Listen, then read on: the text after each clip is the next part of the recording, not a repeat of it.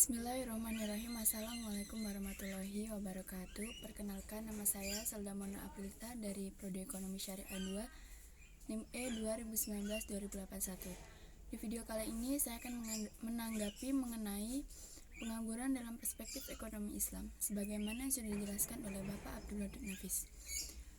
Definisi dari pengangguran sendiri adalah orang yang masuk dalam angkatan kerja dengan usia 15-64 tahun sedang mencari pekerjaan dan belum mendapatkan pekerjaan. Itu disebut sebagai pengangguran. Jadi jika ada orang yang mencari pekerjaan di bawah umur 15 tahun dan belum mendapatkan pekerjaan tersebut, maka itu tidak bisa disebut sebagai pengangguran.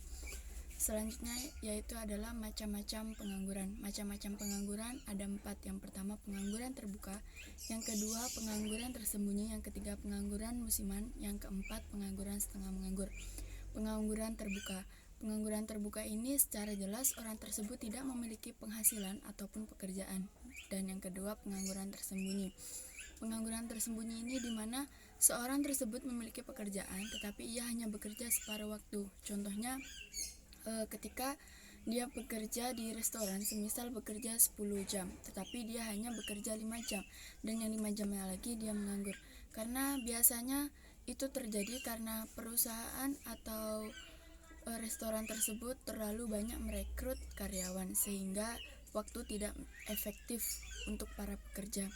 Selanjutnya yaitu pengangguran musiman, di mana ada seseorang yang bekerja pada hari-hari tertentu atau bulan-bulan tertentu. Contohnya orang yang bekerja di sektor pertanian, di mana para petani ini hanya bekerja pada musim panen dan musim tanam. Jika tidak ada musim panen ataupun musim tanam, maka otomatis mereka secara tidak langsung menganggur. Yang keempat yaitu pengangguran setengah menganggur. Pengangguran setengah menganggur ini sama halnya seperti pengangguran tersembunyi, yaitu bekerja dengan waktu tidak full tetapi waktunya sangat standar. Yang selanjutnya yaitu jenis-jenis pengangguran. Jenis-jenis pengangguran ada 4. Yang pertama yaitu pengangguran friksional, yang kedua pengangguran siklikal, yang ketiga pengangguran struktural, dan yang keempat pengangguran teknologi. Pengangguran friksional, di mana seorang ini awalnya memiliki pekerjaan dan kemudian dia merasa tidak cocok dengan pekerjaannya atau merasa gaji yang ia terima tidak cocok, maka ia memilih resign dari perusahaan tersebut. Nah, ketika dia resign, lalu dia mencari pekerjaan lain, dan ketika belum mendapatkan pekerjaan, itulah yang disebut dengan pengangguran friksional. Yang kedua, pengangguran siklikal. Pengangguran siklikal ini biasanya disebabkan oleh terjadinya PHK. PHK ini disebabkan oleh di mana ketika nilai produksi turun, maka secara otomatis para perusahaan akan mengurangi karyawan-karyawan mereka. Yang ketiga yaitu pengangguran struktural. Pengangguran struktural ini disebabkan oleh siklus ekonomi, seperti halnya sekarang dunia sedang diguncang oleh wabah virus COVID-19, di mana ini sangat mempengaruhi sektor ekonomi. Yang keempat yaitu adalah pengangguran teknologi. Pengangguran teknologi ini disebabkan oleh kemajuan teknologi, di mana sebelum teknologi belum sangat maju, itu tenaga manusia sangat dibutuhkan. Nah, karena kemajuan teknologi inilah tenaga manusia jarang dibutuhkan, karena sekarang yang lebih dibutuhkan adalah tenaga mesin. Contohnya seperti saat dulu kita ingin melukis, maka kita otomatis melukis di atas kanvas menggunakan tangan ya, secara manual. Nah, sekarang dengan kemajuan teknologi ini kita dapat melukis di aplikasi, contohnya di Corel Draw, Photoshop, dan lain-lain. Dampak pengangguran ini dapat mempengaruhi ekonomi negara maupun nasional, diantaranya yaitu turunnya pendapatan per kapita. Yang kedua, meningkatnya biaya sosial. Yang ketiga, menurunnya aktivitas perekonomian. Yang keempat, menurunkan tingkat keterampilan. Yang kelima, menurunkan penerimaan negara. Yang keenam, kegiatan distribusi kurang lancar. Yang ketujuh, terjadinya kemiskinan. Yang kedelapan, kekurangan gizi. Yang kesembilan, tindak kriminal akan semakin meningkat. Yang kesepuluh, produktivitas tenaga kerja sangat rendah. Dan yang terakhir yaitu upah yang sangat rendah. Penyebab dari pengangguran ini ada 4. Yang pertama yaitu tidak seimbang antara permintaan dan penawaran para pekerja. Yang kedua, turunnya pengeluaran total dan output.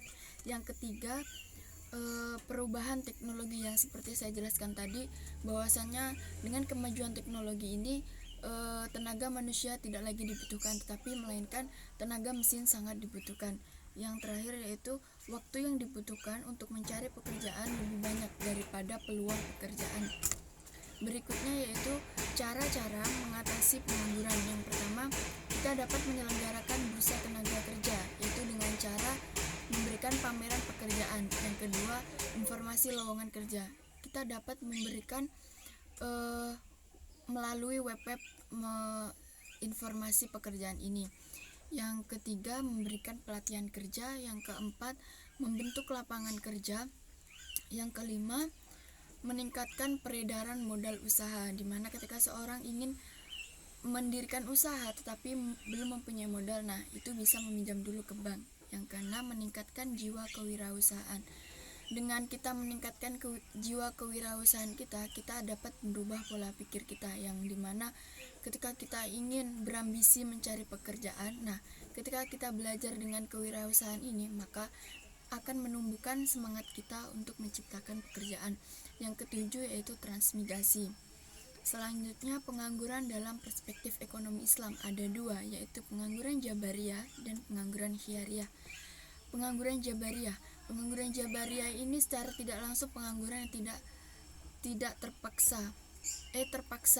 ialah di mana seorang ini mempunyai niat untuk bekerja tetapi pekerjaan tersebut tidak ada. Dan yang kedua, pengangguran khiyariyah. Pengangguran khiyariyah ini adalah pengangguran yang menjadi pilihan seseorang itu karena dia tidak mau bekerja, malas, atau lain sebagainya. Yang terakhir yaitu solusi pengangguran dalam perspektif ekonomi Islam. Ada dua cara, yaitu yang pertama mekanisme individu dan yang kedua mekanisme sosial ekonomi. Mekanisme individu ini seperti halnya kita memberikan keterampilan, memberikan informasi lowongan pekerjaan, dan lain sebagainya. Mungkin hanya itu saja yang dapat saya sampaikan, kurang lebihnya mohon maaf, semoga bermanfaat. Assalamualaikum warahmatullahi wabarakatuh.